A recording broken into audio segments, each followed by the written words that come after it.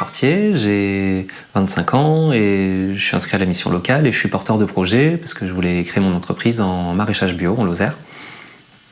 Et donc, à un moment, mon conseiller m'a parlé du système de parrainage et il a bien travaillé parce qu'il m'a trouvé, il m'a trouvé un projet de parrainage avec les jardins de Cocagne Lozère. Donc, je suis Laurence Nouveau, la directrice du jardin de Cocagne Lozère, un chantier d'insertion par l'activité économique en maraîchage biologique. Donc, quand la directrice adjointe de la mission locale m'a proposé de parrainer un jeune qui avait un projet de maraîchage bio, d'installation en maraîchage bio, j'avoue que j'ai vu dans un premier temps la surcharge de travail et l'aspect plutôt chronophage du parrainage. Et après, bon, elle a évoqué avec moi le fait que ça pouvait aussi, ce parrainage, se construire plus par un échange, que ce soit lors d'entretiens qu'on pouvait avoir ici, mais aussi d'échanges de mails, d'échanges téléphoniques. Donc j'avoue que bon, elle m'a convaincue et pour la première fois donc le jardin de Cocagne par mon intermédiaire a accepté de parrainer un jeune de la mission locale qui avait un projet qui correspondait au nôtre. Voilà. On a échangé dans un premier temps sur votre projet, etc. Et je vous ai proposé de vous accompagner sur l'aspect technique d'un porteur de projet puisque moi je l'avais vécu. Que ça soit dans la recherche d'informations auprès d'autres professionnels installés ou des administrations, des partenaires techniques, autant sur l'aspect de partage de mon carnet d'adresses et de transmission d'infos, de contacts, que sur l'aspect purement technique, la création de fiches de recueil de données, la création d'un livret de présentation de votre projet.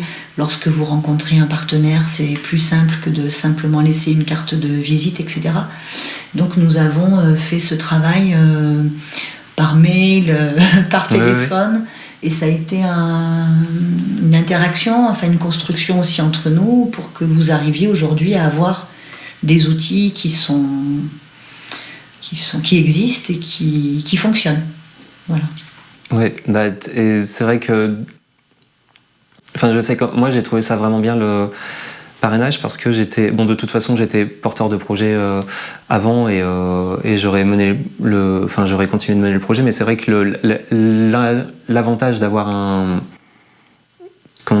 parrain qui est déjà dans le milieu, c'est de ne pas être conseillé. Jusque-là, mon projet, j'en parlais à ma tante Gudule ou à un futur client qui pouvait être emballé par le projet. Et là, j'ai été conseillé par quelqu'un qui a l'habitude de gérer une structure.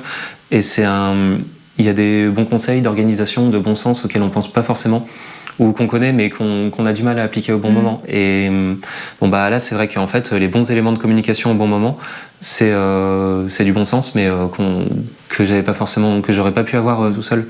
Oui, puis ça vous permet de gagner du temps parce que c'est des outils, moi-même, je ne les ai pas inventés. J'ai été formée par d'autres personnes qui m'ont conseillé d'utiliser ces outils-là. Donc c'est important pour moi de vous transmettre aussi ça, un gain de temps et une crédibilité, de vous donner une crédibilité sur le fait de rencontrer un élu, un commerçant, bref, et de sentir l'aspect professionnel de votre projet et non pas un Xème porteur de projet en maraîchage bio sur le territoire. Voilà. Alors le projet présenté en 2 mots, c'est un projet d'installation d'une exploitation en maraîchage bio pour un circuit de commercialisation court, de la vente locale via des marchés ou via vraiment dans des restaurants qui seraient locaux et avec un travail du sol moindre. Donc c'est exactement le genre de pratique que vous faites ici. Et la particularité, c'est que c'est en Lozère, donc que c'est en altitude et que c'est difficile de trouver des lieux de stage pour se former à faire pousser des légumes à 1000 mètres d'altitude, parce que des maraîchers, il y en a très peu. Et voilà, il y a une des rares structures qui fait ça, et c'est moins facile qu'en Provence ou qu'en Bretagne de trouver des exploitations pour se faire la main. Je sais qu'il ne faut pas avoir peur d'avoir des engelures au doigt, il faut avoir des bonnes bottes et il faut avoir un bon bonnet. Et le moral. Et nous, ce qui nous intéresse, parce que moi je l'ai accepté en tant que responsable de structure, mais j'ai sollicité aussi les techniciens du Jardin de Cocagne-Lozère, toute l'équipe de permanents, et qui ont tous qui vous ont fait aussi une place dans ce parrainage, donc ça c'est aussi important de le mesurer. Et ce qui est important aussi, c'est à travers ce parrainage, de montrer qu'il y a des activités et des niches d'emploi possibles sur ce territoire, et que votre installation, elle peut être crédible à un moment donné si on passe sur les aspects techniques, si on passe l'aspect comptable, l'aspect tout ce dont nous avons déjà parlé dans le cadre de ce parrainage, et que c'est possible de faire pousser des légumes en Lozère et de faire du circuit court et de pouvoir avoir une alimentation bio sur ce territoire où il y a déjà de la production de qualité au niveau de l'alimentation, et que voilà, derrière, des jeunes ou moins jeunes peuvent s'installer, et que c'est pas une chimère avec de la non-rentabilité derrière, non. Voilà, l'idée du parrainage, c'est aussi de montrer cela. Voilà. Oui, je sais que moi, en présentant le projet à Langogne, la ville où je m'installe, il y a eu 2-3 élus ou 2-3 personnes sceptiques qui me regardaient en me disant mais tu sais que quand même c'est un métier qui est dur, et tu sais que les légumes ça pousse pas très bien en Lozère et des choses comme ça. Et c'est bien aussi de dire que non, regardez, je viens des Jardins de Cocagne, et chez eux ça pousse très bien, et ils ont une structure qui roule financièrement, et où on peut se parler sans être hyper stressé, parce que on arrive aussi à gérer le temps, et que on peut faire ça à taille humaine. Donc c'est c'est important à Langogne, vraiment, il n'y a pas de maraîcher, et c'est vrai que on peut facilement me prendre pour un utopiste, et voilà, là au moins je viens de quelque part. Non, mais ça c'est important. Il y a Laurence qui m'a donné tous les outils pour réaliser une plaquette, et j'ai réutilisé tous les éléments que j'avais dans la plaquette pour me faire un site et une page Facebook. Donc ça c'est quelque chose que j'aurais sûrement fait, mais j'aurais sûrement moins bien fait. Donc j'ai des bons éléments de communication pour le début du projet. Le parrainage a débouché sur un stage dans les Jardins de Cocagne, donc j'ai pu rencontrer l'équipe de salariés, les encadrants, et j'ai pu apprendre plein de choses. Tout à l'heure vous le disiez, vous m'avez parlé de vos clients, de vos fournisseurs potentiels, donc ça aussi c'est du gain de temps de recherche, ou de recherche de contact, ou de bons conseils qui a été vraiment gagné. Et même juste, je dirais de façon plus générale, dans l'état d'esprit qu'il faut avoir quand on se lance dans un projet, de pas y aller les yeux fermés en se disant ça ira, au petit bonheur la chance, de vraiment se dire si on veut que ça réussisse, il faut s'organiser. On se donne des moyens techniques, physiques. Si on a qu'on réussit avant, autant leur demander conseil pour s'inspirer d'eux, quoi. C'est du bon sens. C'était la première demande que j'avais de la mission locale. Je ne connaissais pas du tout le dispositif, donc je le découvre avec vraiment beaucoup d'attention, parce que je trouve que justement ça peut s'adresser à des jeunes qui ont besoin d'un médiateur pour aller vers l'entreprise, qui ont besoin, et je pense que vous, mission locale, vous pouvez être justement cette passerelle-là pour permettre à un jeune d'ouvrir une porte, parce que en tant que porteur de projet, je le sais, les portes s'ouvrent pas nécessairement facilement, et nous, c'est ce qui nous a aussi intéressés dans le parrainage de Romain, c'est de vous faire partager nos contacts en termes de formation, nos contacts en termes de fournisseurs ou d'acheteurs, nos contacts en termes de soutien d'élus ou de collectivités, de partenaires, même économiques, qui peuvent à un moment donné, je pense à l'ERDI aussi, qui peut vous donner un coup de main au démarrage, ou de fondations, ça peut être des banques qui développent ce genre de projet. Et quand on est jeune ou moins jeune, mais là en l'occurrence pour le parrainage mission locale, après un diplôme et un projet pro qu'on a en tête, trouver l'énergie, la façon de faire, comment on s'organise pour passer le barrage d'un secrétariat ou d'un mail afin d'avoir enfin le contact avec la personne qui peut vous aider, c'est parfois un parcours un peu épique. Donc que cet outil de parrainage puisse profiter, et qu'après vous puissiez dire c'est de la part du Jardin de Cocagne que je vous contacte, parce que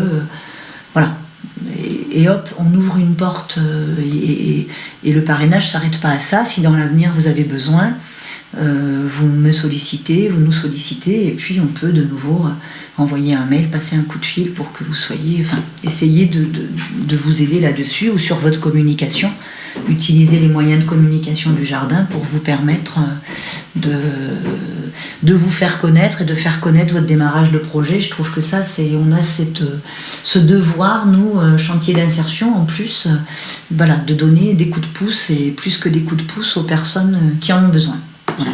Je dirais que c'est un bon moyen de soutenir une personne qui a besoin d'aide, que ça soit technique ou de soutien, ou même des fois d'être un peu boosté dans la façon de mettre en œuvre telle et telle dynamique, et de pouvoir lui faire des rappels d'ailleurs sur certaines choses qui peuvent ne pas lui paraître la priorité, que ce dispositif peut se faire de manière simple et dans le respect des agendas et des quotidiens de chacun.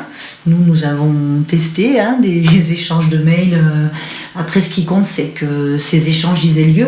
Si après c'est le week-end ou tard le soir, en fonction des disponibilités du chef d'entreprise ou de la personne parrainée, peu importe. Ce qui compte, c'est qu'il y ait bien cet échange et qu'on arrive à trouver le timing. Donc il faut que le parrain n'anticipe pas la lourdeur que ça peut paraître. Moi, je l'ai vécu dans un premier temps.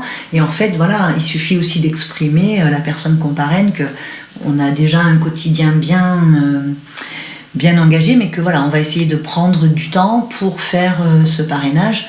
Et en fait, ça prend pas non plus un temps si important que ça. Voilà, ça se fait de manière naturelle aussi.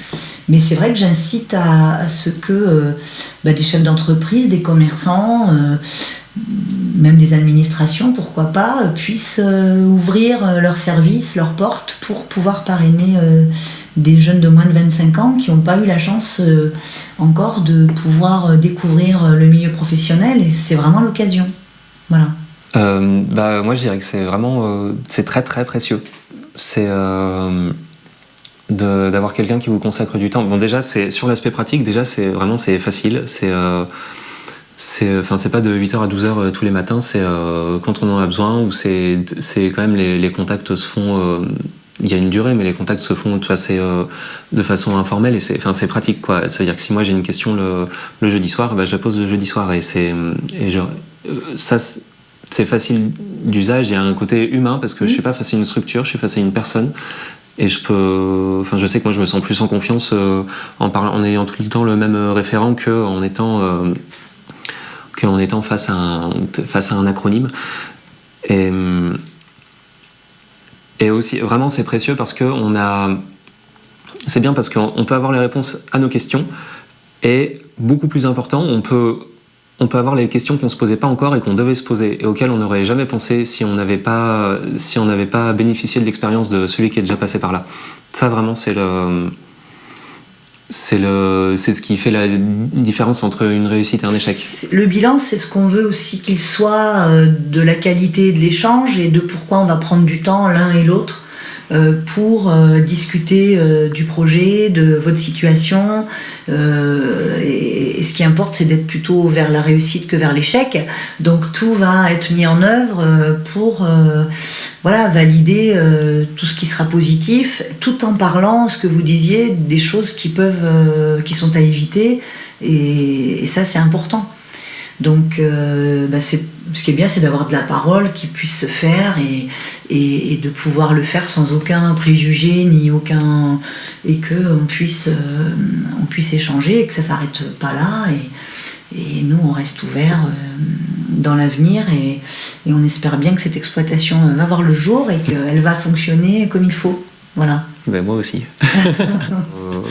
Le bilan de ce parrainage, pour moi, il est très positif, parce que j'ai eu vraiment, très concrètement, j'ai eu plein d'éléments que j'aurais pas eu ailleurs, que j'aurais pas eu sans, et qui vont me servir directement, des adresses, un support pour de la communication, c'est du réseau, ça c'est extrêmement précieux.